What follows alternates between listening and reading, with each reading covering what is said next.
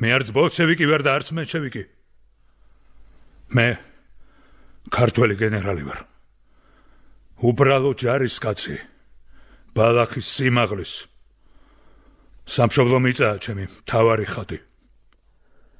გენერალო, მაინც დაგხრეტენ.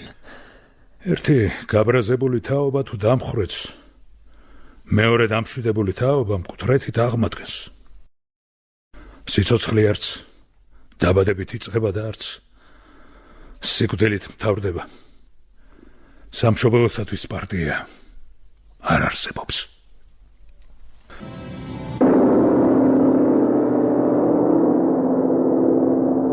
$1921 წლის 17 მარტი. შუა დღისას ქუთაისიდან მოვიდა ჩემთან პოლკოვნიკი გურგენიძე და გადმომცა პარათი. მთავრობის თავმჯდომარის მოადგილის გრიგოლ ლორთქიფანიძისა, რომელიც დარჩა ქუთაისში ბოლშევიკებთან მოსალაპარაკებლად. ლორთქიფანიძე მასნობებდა, რომ ჩვენს მთავრობასა და ბოლშევიკებს შორის დაიდო დროებითი ზავი და წინადადება მეძლეოდა მომეგროვებინა საჯავახოს ხიდთან ცარიელი მატარებლები საბჭოთა ჯარების ბათუმში გადასაყვანად. შემდეგი ინსტრუქციები მე უნდა მიმეო მთავარსარდლისა და მთავრობისაგან. საღამოს 6 საათზე მიმიხმეს აპარატთან ბათუმიდან.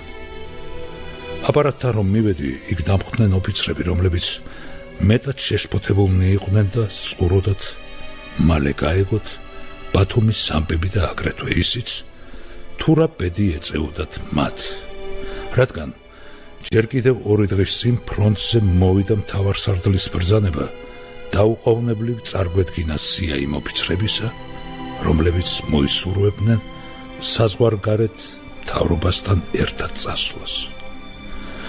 ხოლო მეორე დღეს ეს ბრძანება გააუქმეს და გვაცნობეს, რომ ოფიცრებს თან არ წაიყვანდნენ და რომ სამაგიეროდ მათ მიეცემოდათ სალიკვიდაციო ფული. როდის და სად მიდიოდა ჩვენი მთავრობა, ჩემ შტაბს არ ატყობინებდნენ. ალო, ბატონო გენერალო. დიახ. ბატონო გენერალო, გესმით ჩემი? დიახ. პოლკოვნიკი მუსხელიშვილი ვარ. გელაპარაკებით როგორც კერძო პირი, გენერალ ზაქარიაძის თხოვნით. ვისი თხოვნით? გენერალ ზაქარიაძის თხოვნით. დიახ, ისმენ. მან თხოვა გადმომეცა, რომ თუ თქვენ მართლა გადაწყვიტეთ მთავრობასთან ერთად წასვლა, მაშინ დაუყოვნებლივ ამოდით ბათუმში, გესმით? თაგანა საქმე ასე ცუდად არის? არა უშავს. მე არ შემიძლია ამოსვლა. გასაგებია? დიახ. რადგან მოადგილი არ ამყავს. ბატონო? მოადგილი არ ამყავს. დიახ, გავიგე. თავარსარდალი რატომ არაფერს არ მაცნობებს? თუ ბრძანება არ მექნება, ფრონტს ვერ დავტოვებ. დიახ. მართალია თუ არა რომ მთავრობა მიდის და თუ მართალია როდის მიდის, როდის? მე არაფერი ვიცი, ბატონო გენერალო, არ ვიცი. წასვლა ჯერ გადაწყვეტილი არ არის. აქ ყველამ თავგზა დაჰკარგა. ყველაფერს ემჯობინება თუ თქვენს ადგილზე ვინმეს დატოვებთ და თვითონ ამოხვალთ ბათუმში. ალო? დიახ. ესმით, ბატონო გენერალო, თუმცა ეს უკვე თქვენი საქმეა. 1921 წლის 17 მარტი. საღამოს 7 საათი.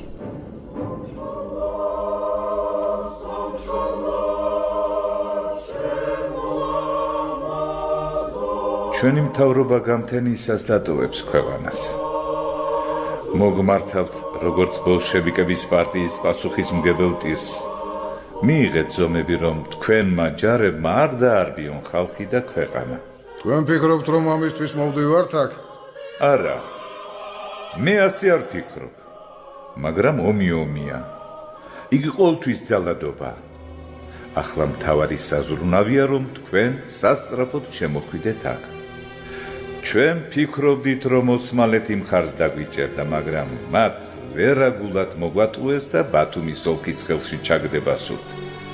თურქთა ნაწილები ქალაქში შემოდიან და თუ თქვენ ჩვენ შეცდომას ახლავე არ გამოასწორებთ, ბათუმი დიდი ომის ფასად დაგიჯდებათ და როდის იქნება ეს დიდი ომი არავინ იცის. ამიტომ სამშობლო თუ ნამდვილად გიყვართ, მიიღეთ ზომები. ჩემი საუბარი ქართული ჯარის იმ ნაწილებთან გამოგადგებათ, რომლებსაც იარაღი არ დაუყრიათ. მთის ფორტები იმათ ხელშია. ჯარისკაცები და ოფიცრები სამშობლოში რჩებიან.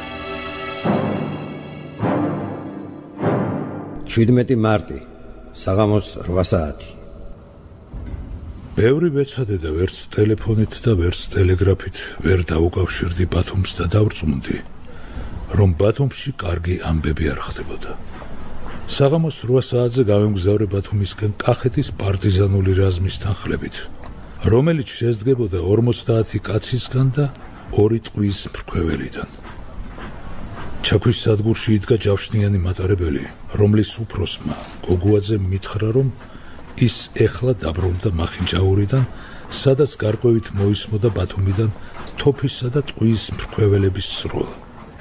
რაში იყო საქმე არ იცოდა და შიშობდა ქალაქში რომ შეხვიდე ხიფაც არ გადაეყარო. ტელეგრაფითა და ტელეფონით სადგურზე პასუხს არსაიდან არავინ იძლეოდა. მე მაინც გადავწყვიტე შევსულიყავი ქალაქში და გამეგო მთავარსარდლისაგან, რაც შეწყდა კავშირი არმიასთან. მახინჯაურიდან ბათუმისკენ გავიდა ჯერ ჩემი მატარებელი, შემდეგ მოყვა ჯავშნიანი.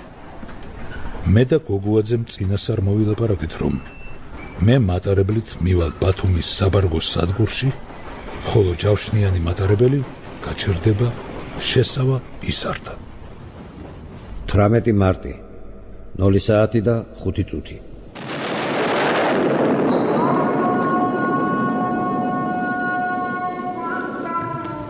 მაქვს პატივი გაცნობოთ, რომ საქართველოს დემოკრატიული რესპუბლიკის მთავრობა იტალიურ კრეისერში ჩაჯდა და უცხოეთში გაიქცა. ამიერიდან მთელი ბათუმის ოლქი ოსმალეთის მთავრობის მფარველობაში გადადის. ბათუმისა და მისი ოლქის გუბერნატორი და მთავარსარდალი ქიაზიმ ბეი ბრძანებს. ქართველმა კომუნისტებმა 24 საათის განმავლობაში დატოვეთ ქალაქი და მთელი ოლქი. ოსმალთა იმპერია თავის არსებობის დღიდან ხალხთა შორის მშვიდობას თესავს. ამიტომ თქვენ შეგიძლიათ დაუბრკოლებლად დატოვოთ ქალაქი. ხელს ვერავინ გახლებთ. ქიაზიმ ბეის ბრძანება განმარტების გარეშეა. 24 საათის განმავლობაში ქალაქი უნდა დაცალოთ. 18 მარტი, ღამის 1 საათი. საბარგო სადგურში სრული მშვიდობიანობა იყო. სადგურის უფროსებისაგან მაშინმე მოვიტყოვე მოეცათ ჩემთვის გზა ნავსადგურის რკინის გზის სადგურში, რადგან ვიცოდი, რომ მთავრობისა და მთავარსარდლის მატარებლები იქ იდგნენ. ცდა დიდხანს მომიხდა. ჩემს მატარებელს მოხსნეს ორთქმავალი და მეორეს არ იძლეოდნენ. საშინელ მდგომარეობაში ვიყავი. ბოლოს ვიღაცა მოვიდა და მითხრა, რომ ტელეფონთან მეზახიან ბათუმის სადგურიდან. 18 მარტი, ღამის 2:30. ალო, თქვენ გელაპარაკებათ სადგურიდან თენგის ჟღენტი, ბათუმის რევკომის წევრი. მე თქვენ არ გიცნობთ და არც ის ვიცი რა სიტყვაა რევკომი. მე მსურს ველაპარაკო ჩემი მთავრობის ერთ-ერთ წევრს, ან მთავარსარდალს. თქვენი მთავრობა გაიქცა ბათუმიდან გემებით. როგორ? თქვენი მთავრობა გაიქცა ბათუმიდან გემებით, ხოლო სანამ გაიქცეოდნენ ციხიდან გაგვათავისუფლეს ჩვენ ბოლშევიკები და წინადადება მოგცეს, შევადგინოთ დროებით იმ მთავრობა. აი სწორედ ამ დროებით მთავრობას ეწოდება რევკომი, ესე იგი რევოლუციური კომიტეტი. იცით, მე თქვენი არ მჯერა. გთხოვ შემაერთოთ მთავარსარდალს. მთავარსარდალი მთავრობასთან ერთად წავიდა. ჩემი თუ არ ჯერათ წითხეთ თქვენს გენერლებს, რომლებიც ახლა ამ წუთში აქ ჩემს გვერდით არიან. დამალაპარაკეთ გენერალ ვარდენ წულუკიძე. ტელეფონს გადავცემ გენერალ წულუკიძეს. ვარდე, შენ ახარ? მე ვარ. მართალია რომ მთავრობა და მთავარსარდალი ბათუმიდან წავიდნენ? მართალია. რა განკარგულება მოახდინეს სასulis დროს? და მთავარსარდალმა ვინ დატოვა თავის მაგივრად? არავითარი განკარგულება მთავრობას არ მოუხდენია და მთავარსარდალს თავის მაგივრად არავინ არ დაუტოვებია. ყველა ჩვენ, ვინც არ მოვისურვოთ მთავრობასთან ერთად წასვლა, აქავართ სადგურზე და გთხოვთ საჩქაროდ მოხვიდე. ალო, გენერალო. გისმენთ. გთხოვთ ნუ დააყოვნეთ. ბათუმში შემოვიდნენ ოსმალოების ჯარები და ქაზიმ ბეიმ უკვე გამოაცხადა თავი ბათუმის ოლქის გენერალ-გუბერნატორად და ქალაქში ქართველებსა და ოსმალოებს შორის შეტაკებები მიმდინარეო. დიახ, ოსმალოებმა ულტიმატუმი წამოგვიყენეს 24 საათში დავტოვოთ ქალაქი.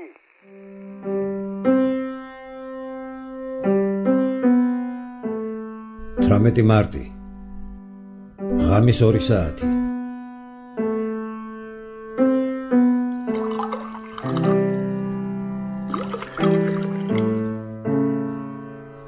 ძალიან მოვიწყინეთ.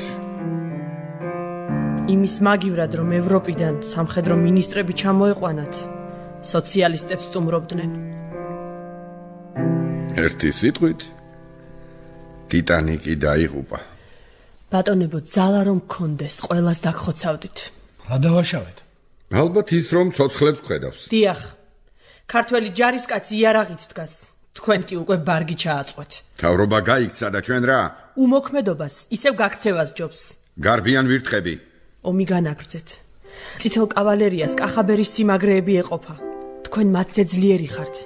ბოლშევიკებს ერთი გენერალიც კი არ ჰყავთ. სამხედრო ხელისუფლება გამოაცხადეთ, უპარტიოების დიქტატურა, გენერალური ბრძოლა გამართეთ. თუ ამას არ იზამთ, დამოუკიდებელი საქართველოს იდეა ოცნებაშიც აღარ გაივლოთ. რა ხდება? 300 ბოლშევიკი გაათავისუფლეს. მაგრამ ზოოპარკის კარი გაეღოთ. 300 ნაცი ხარს 30 გვარდიელიც გაუსწორდება. ოღონდ იმოქმედეთ. კარგით რა. მაიორო, რა დაგემართათ? გიორგის ჯვრის სრული კავალერი. ბრძოლა დამთავრდა, გესმით? არიერგარდული ფრონტის სარდალმა იარაღი დაყარა. გენერალი მაზნიაშვილი თავისი ჯავშნოსანით საბარგოში დგას. გენერალი მაზნიაშვილი მთავარ ძალებს შემოუერთდა? არა, უცხოეთში წამსვლელნი მიმოიკითხა. ალბათ აქ მოვა. ომის ღმერთმა იარაღი დაყარა. ხალხი ზეიმობს თუ? ზეიმის არ მოგახსენოთ. ოსმალებმა სახელმწიფო დროშა აღმართეს. ბოლშევიკებს ესე კადრებად შუბლია ხალომ. თითსაც არ გაანძრევენ. ეროვნული საზღვრების მოშლა პროგრამაში აქვთ. გადაგვარებული შთამომავლობის სადღე გრძელო დავლიოთ.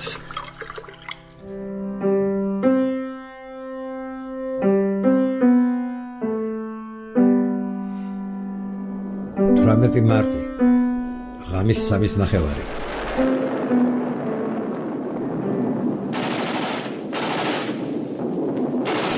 თქვენ გენერალი მაზნიაშვილი ხართ?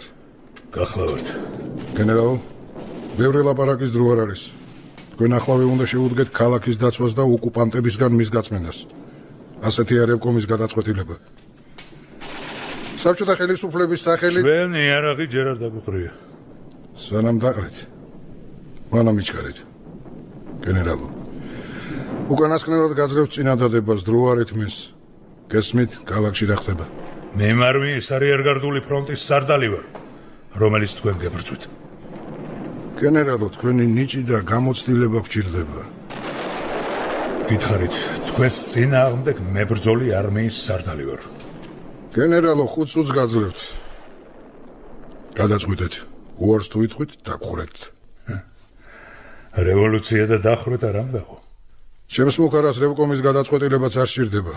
საბჭოთა ხელისუფლებამ თქვენ კანონგარეში გამოგაცხადა როგორც რევოლუციის მტერი. მე ერთი შეწირული კაცი ვარ. განაგრძეთ. ბედავამთავრე. ქალაქი თურქებმა დაიკავეს. ყველაფერი თქვენ სინდისზეა. თუ დათანხმდებით, სადარბაზოს კარებთან ეთლი გელოდებათ. უარს თუ იტყვით, მუქარას შევასრულებთ, რადგან სხვა გზა არ აგვაქვს. ჩვენ არც ერთი გენერალი არ გვყავს. თანაც ისეთი სარდალი გვინდა, რომელიც ჯარის დაფანტულ ნაწილებს შემოიკრებს. ჯარისკაცები და ოფიცრობა ემდობა და ბრძოლას მოიგებს. მაინც ვისთვის უნდა მოვიგო ბრძოლა. ბებია ჩემისთვის. და რა ქვია იმ თქვენს კეთილ ბებიას? საქართველო. ჩანს თქვენ ისეთი ბოლშევიკი ხართ, რომელსაც რეალური სამშობლოს ზამს. მაგრამ პარტიებისათვის სომი რომ არღებს? თქვენი მიწისთვის ვიომეთ. თქვენი 5 წუთი ძალაში დატოვეთ. მე მარტო არა ვარ.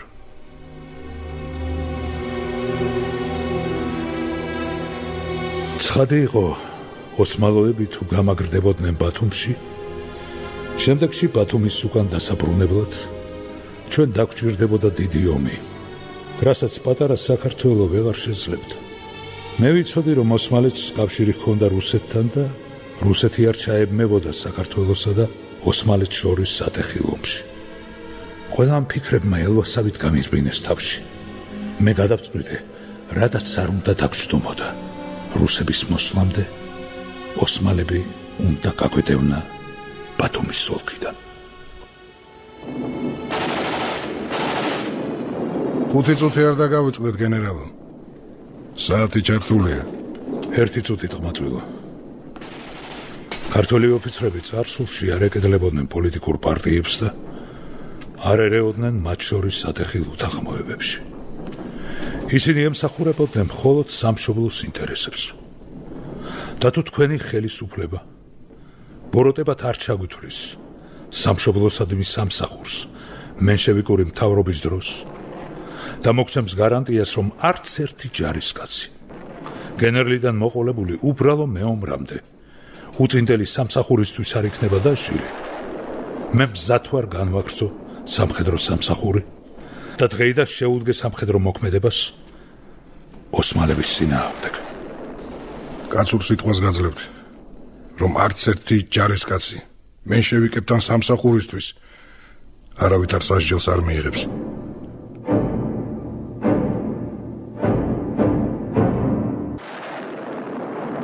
გენერალი გიორგი მაზნიაშვილი. გიორგი მაზნიაშვილის მოგონებებისა და ვალერიან კანდელაკის პიესის მიხედვით.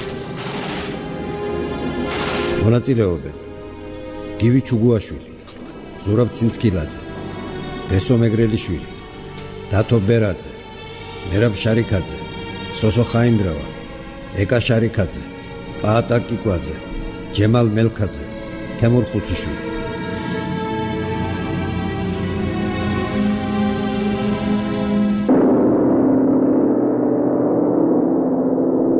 მარტი, ღამის 3 საათი. ბრძოლა საბჭოთა ხელისუფლების წინააღმდეგ და მერე უწევს სისხლი ამ ხელისუფლებისთვის. საბჭოთა ხელისუფლება პოლიტიკა სამშობლო მიწა მთავარი ხატი. ქალაქი თურქებმა დაიკავეს. ამიტომ მე ხატისთვის ვიბრძოლებ. გენერალო, მომიტევეთ გულახდილობა. თქვენი უეცარი გარდაქმნა რომელიღაც ოპერეტის გმირს მაგონებს. რატომ რომელიღაც? ყველა ოპერეტა ბოლო მხიარულია. სიტუაცია საუღეთალღო. არა! არ არსებობს შემთვის პარტია. მე არც ბოლშევიკი ვარ და არც მენშევიკი. მე ქართველი გენერალი ვარ. უბრალო ჯარისკაცი. ბალახის სიმაღლის. სამშობლო მიწაა ჩემი მთავარი ხატი. გენერალო, მაინც დაგხრეტენ. ერთი გაბრაზებული თაობა თუ დამხრეთს, მეორე დამშვიდებული თაობა მკვდრეთით აღმადგენს. სიცოცხლე არც დაბადებით იწყება და არც სიკვდილით მთავრდება. სამშობლოსათვის პარტია არ არსებობს. მე ალბათ არა მარტო ქალაქის გენერალ-გუბერნატორი, არამედ გაერთიანებული წითელი ჯარის სარდალის გავხდები. მომიტევეთ. გენერალ-გუბერნატორობა გასაგებია, მაგრამ თქვენ გენერალი მაზნიაშვილი წითელი ჯარის სარდლად სულ 24 საათით. ესე იგი, ბატონო გენერალო, გამოდის, რომ ჩვენ ყველანი წითელი ჯარის ოფიცრები უნდა გავხდეთ? დიახ, 24 საათით. უამისოდ დაქირავებული ლაშქრის სამარცხვინო ჯარისკაცები ვიქნებით.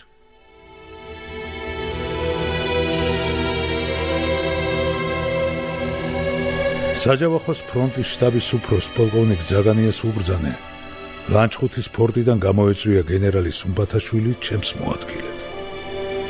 შემდეგ მოველაპარაკე გენერლებს, წულუკიძესა და ართმელაძეს და ციხის რაიონი გავყავი ორ მებრძოლ უბნად. ნაწილი ქალაქისა, ბარცხანას და კახაბერის ფორტები დაუქვემდებარე გენერალ წულუკიძეს, ხოლო ქალაქის მეორე ნაწილი, სტეფანოვკა და ანარიის ფორტები გენერალ ართმელაძეს. დილის 4 საათი. ქართული ჯარის გაფანტულმა ნაწილებმა, რომლებსაც იარაღი ჯერ არ დაუყრიათ, გათენებამდე უნდა შეიტყონ, რომ მე, გენერალი მაზნიაშვილი, ამიერიდან დანიშნული ვარ საქართველოს წითელი ჯარის სარდლად და ბათუმის ოლქის გენერალ-გუბერნატორად. დილის 6 საათამდე ქალაქის ყველა ქუჩაში გამოვაკარით ბრძანება ჩემი დანიშვნის შესახებ. ოსმალებმა უნდა შეიტყონ, რომ ქართველებს საკუთარი სარდალი და გენერალ-გუბერნატორი ჰყავთ. მოამზადეთ ულტიმატუმი. ოსმალეთის ჯარების სარდალს ბათუმის ოლქში ბატონ ქიაზიმ ბეის 1 საათის განმავლობაში შეუდექით მთელი ოლქიდან ჯარების გაყონას. პირველ რიგში დაცალეთ პოსტატელეგრაფის შენობა, რადიოსადგური, ბარცხანის ფორტი და ყაზარმის რაიონი. წინააღმდეგ შემთხვევაში შეუდგები სამხედრო მოქმედებას. რომელი საათია? დილის 4 საათია. დილის 8 საათზე ულტიმატუმი პირადად ჩაბარდეს ქიაზიმ ბეის. უარის შემთხვევაში 9 საათზე ომს ვიწყებ.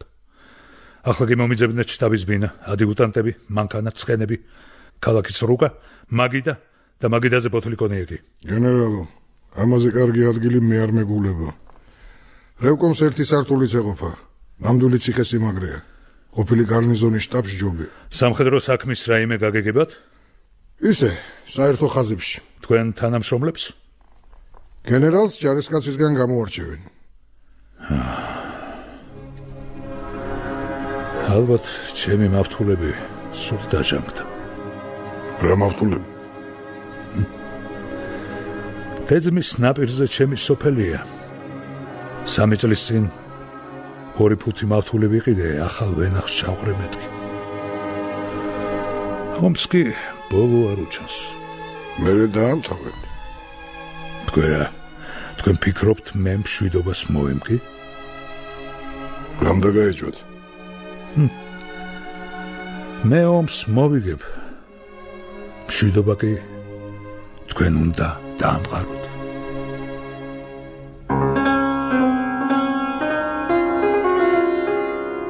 დილის 6 საათზე ქალაქის ყველა ქუჩაზე გაკრული იყო ბრძანება ჩემი დანიშნის შესახებ. ქიაზიმ ბეიმ ულტიმატუმზე არავითარი პასუხი არ გამცა.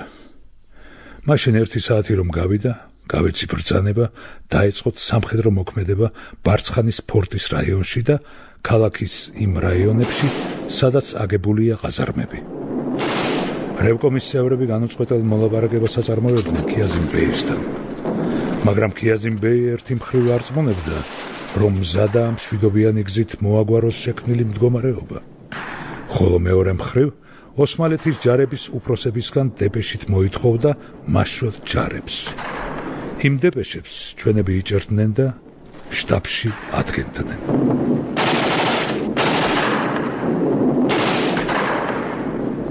მარტი, დილის 2 საათი. ბატონებო, ქიაზიმ ბეის დავალებით ქართველების მთავარ სარდალთან სურს ლაპარაკი. მთავარ სარდალი ბრძოლის უბანზეა. გელაპარაკებით სარდლის მოადგილე გენერალი სუმბათაშვილი და შტაბის უფროსი გენერალი ანდრონიკაშვილი. ბატონებო, სისხლის უღრელი ბრძოლების შემდეგ ჩვენი მთავარ სარდალი და რევკომი შეთანხმდნენ, რომ მხარეები მშვიდობიან მოლაპარაკებას გავმართავთ. ამის მიუხედავად თქვენ ცეცხლის და ბრძოლას აგრძელებთ. რას მივაწეროთ თქვენი მოქმედება? თქვენს უსაქციელობას უნდა მიაწეროთ. ჩვენსას? დიახ. მშვიდობაზე შეთანხმებით დროს იგებთ და მაშველთ ძალებს ელოდებით. უსაფუძვლო ეწვია. სხვიდან ელოდებით. გიმეორებთ, უსაფუძვლო ეწვია. ჩვენ საუბარს საბუთი შეამოკლებს. ინებეთ. ქიაზიმ ბეის დეპეშის გაშიფრული ასლი. დეპეშა გაგზავნილია ცეცხლის შეწყვეტის დათქმული პირობის შემდეგ. რევკომმა ჩვენმა სარდლობამ სწორად ივარაუდა ომი 24 საათის განმავლობაში. თქვენ ჩვენს დეპეშებს იჭერთ? ბოდი შვიხთით, რომ თქვენს საიდუმლო ზრახვებში ჩავიხედეთ. ჩვენ სარდლობას მოახსენებ, რომ გაშიფრული დეპეშა მაჩვენეთ. თან წაიღეთ. ზედმეტი შეკითხვებისაგან გაგანთავისუფლებთ. მადლობას მოგახსენებთ, ბატონებო.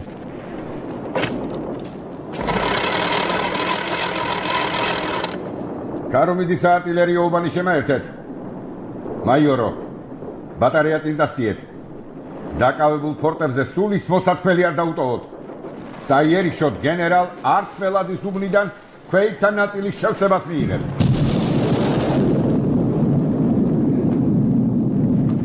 დღის 4 საათი. შუადღემდე არ შეწყვეტილა თოფისა და ტყუის მრქვეველების სროლა ბარცხანასა და კახაბერის რაიონებში. ჩვენმა ჯარებმა დაიჭირეს პოზიციები ნავსადგურიდან საბარგო სადგურამდე და მათიც დაიყო აეძულებინათ ოსმალები იარაღი დაეღარათ. ასე მიდიოდა საქმე, მაგრამ ამ დროს ჩაქვის მხრიდან გამოჩნდა ჯარისკაცთა მატარებელი. ოსმალებმა იფიქრეს, ესენი ჩვენთან საბრძოლველად გამოწვეული ქართველი ჯარები იქნებაო. გამოვიდნენ ფორტიდან, გააჩერეს მატარებელი და შეუდგნენ მათ განიარაღებას. სინამდვილეში კი ის იყო საბჭოთა ჯარების პირველი ეშელონი, რომელიც მოდიოდა საჯავახოს სადგურიდან. ამ მომენტით ისარგებლეს ჩვენმა ჯარებმა და ფორტს მიუახლოვდნენ. სადგურის პაკჰაუზის უკან იდგა ცხენოსანთა რაზმი, თავზე ხელაღებულ მამაცი პოლკოვნიკის ფრიდონ წულუკიძის მეთაურობით. წულუკიძე თავისი რაზმით გამოვიდა პაკჰაუზებიდან, გარშემო ერტყა ფორტს და გაღებულ ალაყაფის კარებით შეიჭრა თვით ფორტში. ოსმალებმა გააღეს ალაყაფის კარები თავისი ჯარების გამოსაშვებად, რომლებიც გამოვიდნენ ჯარისკაცებით დატვირთული მატარებლის ხელში ჩასაგდებად, მხოლოდ დაკეტვა მისი დაავიწყდათ. ნახევარი საათის შემდეგ ბარცხანას მთელი გარნიზონი განადგურებული იქნა. ნაწილი ამოხოცეს, ნაწილი კი რიცხვით 218 ასკერი დაატყვევეს და ჩვენს შტაბში გამოგზავნეს. 19 მარტი. დილიდანვე ოსმალებმა მიიტანეს გაძლიერებული იერიშები კახაბერის ფორტზე.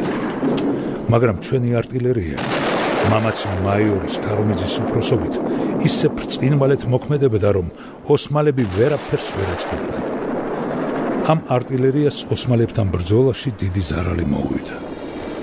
კარომიძე მატყობინებდა, რომ ყველა მსროლელები და მემინენი მოუკლეს და დაუჭრეს. ხოლო ზარბაზნებიდან სროლა ახლა ოფიცრებს უხდებათო. საქმე ცუდად იყო.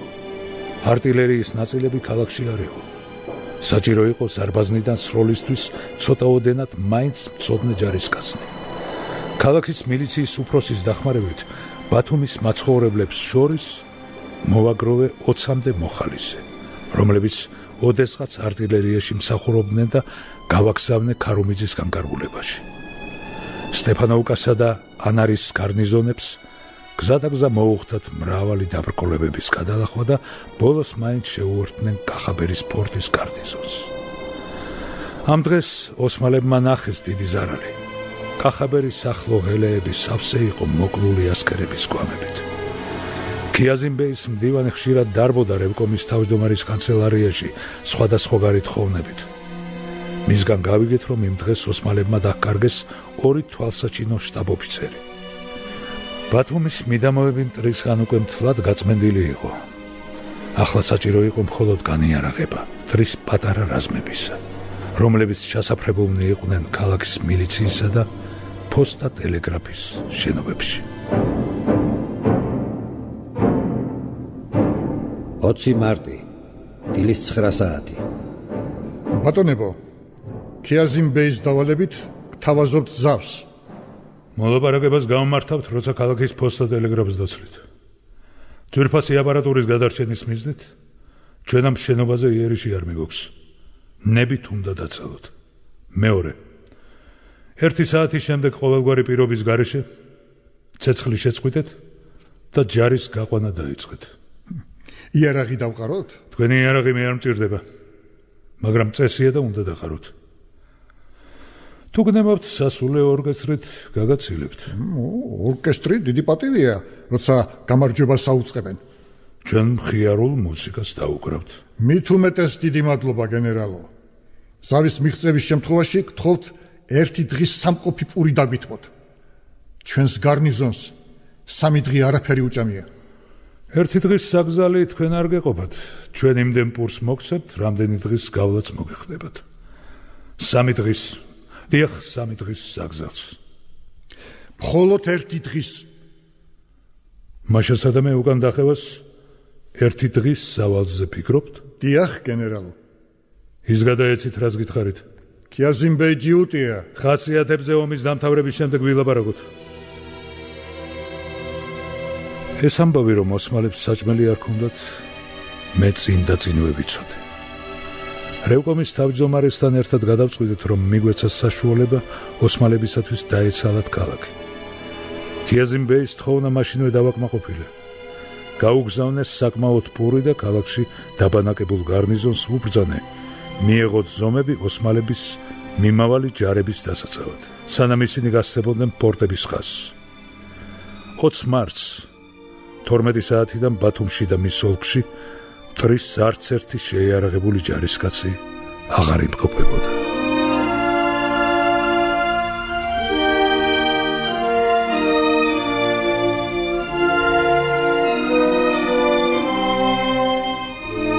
...1921 წლის 20 მარტი, 12 საათი.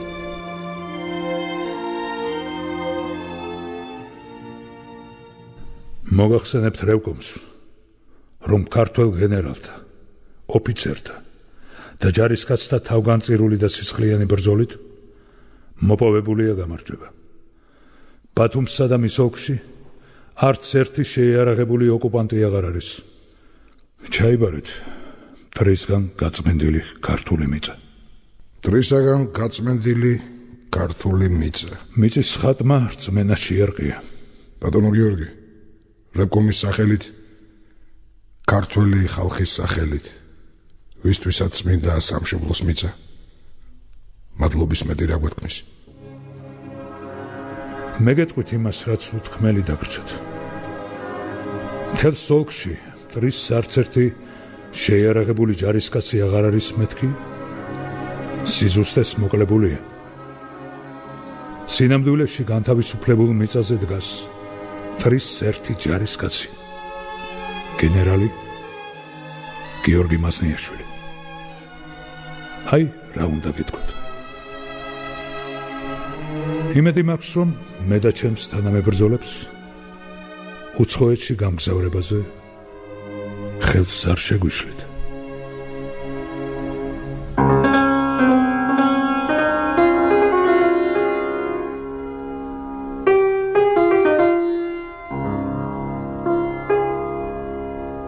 გავიდა კიდევ რამდენიმე დღე და ჩამოვიდა ბათუმში ამხანაგი სერგო ორჯონიკიძე. პირველად მას შევხვდი სამხედრო კომისრის რონოდაში, როდესაც ამ უკანასკნელს მოხსენებას ვუკეთებდი.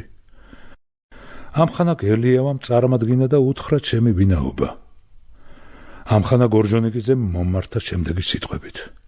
თქვენ იცით, რომ თქვენ კანონგარეშე იყავით გამოცხადებული და თქვენთან შეხვედრის დროს ყველა კომუნისტს ჰქონდა უფლება მოეკალით იქვე, ალაგობრივ. მაგრამ მხედველობაში ვიღებთ თქვენს მოქმედებას ბათუმში გადატრიალების კრიტიკულ მომენტში და გეპატიებათ ყველა ბოროტმოქმედებანი, რომელიც ჩაიდინეთ თქვენ მენშევიკების ბატონობის დროს საბჭოთა ხელისუფლების წინააღმდეგო. უნდა გამოვთქვდე, რომ ჩემ სიცოცხლეში პირველად დავიფენი და ხმის ამოღება ვეღარ მოახერხე. ვერ წარმომედგინა, როდის და რა ბოროტმოქმედების ჩადენა შემეძლო ვისმეს წინააღმდეგ. მე ხომ როგორც რიგითი ჯარისკაცი ვემსახურებოდი პატიოსნად და გულმოდგინეთ ჩემს ქვეყანას.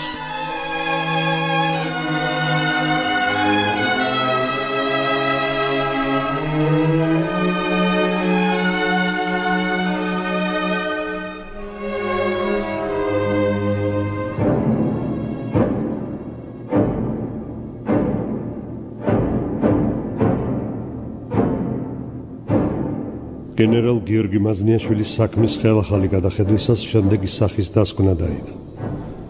გიორგი მაზნიაშვილი 1872 წელს ქალაქ თბილისში დაბადებული, 1927 წლის 5 მაისს ლეჟნევის ჩვენების საფუძველზე დააპატიმრეს. მოწმის ჩვენებიდან ირკვევა, რომ გიორგი მაზნიაშვილი აქტიურ მონაწილეობას იღებდა საბჭოთა რუსეთის წითელი არმიის წინააღმდეგ ბრძოლებში.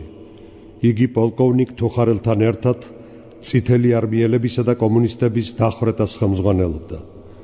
გიორგი მაზნიაშვილის მთავარ საქმეში ინახება აგენტურული ცნობა, რომელშიც მოყვანილია გენერლის ანტისაბჭოური მოსაზრებები.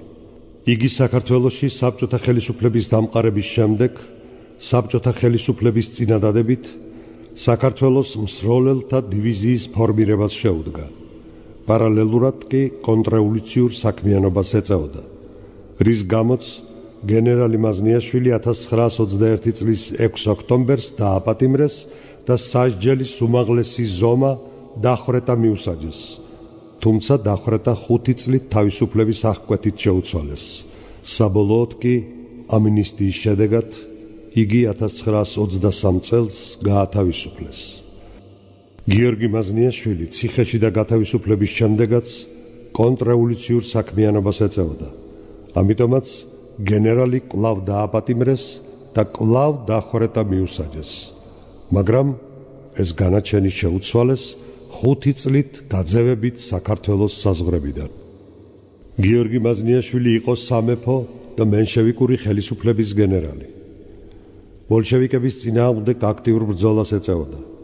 მაზნიაშვილი საფრანგეთში გაქცეული ყოფილი მენშევიკური მთავრობის სამსახურში იდგა ყოველთვის. საბჭოთა ხელისუფლების დამხობას ცდილობდა და ამ მიზნით საფრანგეთის გენერალურ შტაბთან თანამშრომლობდა. მოლაპარაკებებს ეწეოდა აგრეთვე რუსეთის იმპერიის წარმომადგენელ ნიკოლოზ რომანოვთან. საბჭოთა საქართველოს მტრები სწორედ გიორგი მაზნიაშვილის მიერ იქნა შეფარებული და საფრანგეთში გამგზავრებული.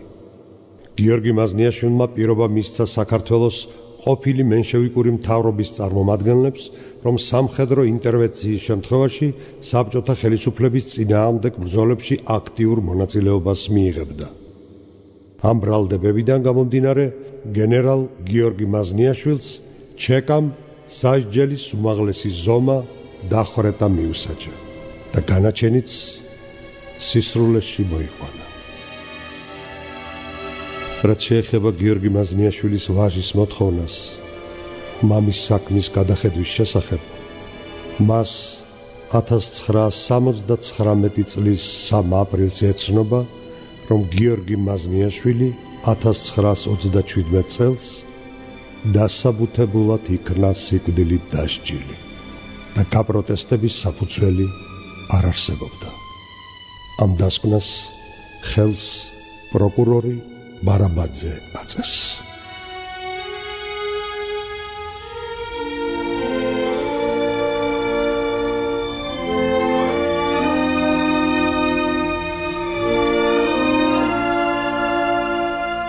მე ქართველი გენერალი ვარ, უბრალო ჯარისკაცი. სამშობლო მიწაა ჩემი მთავარი ხატი. ერთი გაბრაზებული თაობა თუ დამხრეც, მეორე დამშვიდებული თაობა მკვდრეთით აღმადგენს.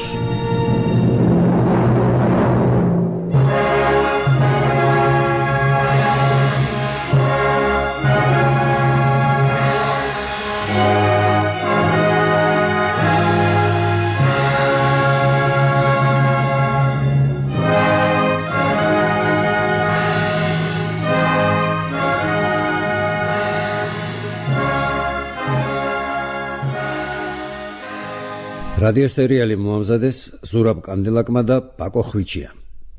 საქართველოს რადიო 2011 წელი. წელი. წელი. წელი. წელი. წელი. წელი. წელი. წელი. წელი. წელი. წელი. წელი. წელი. წელი. Τέλει.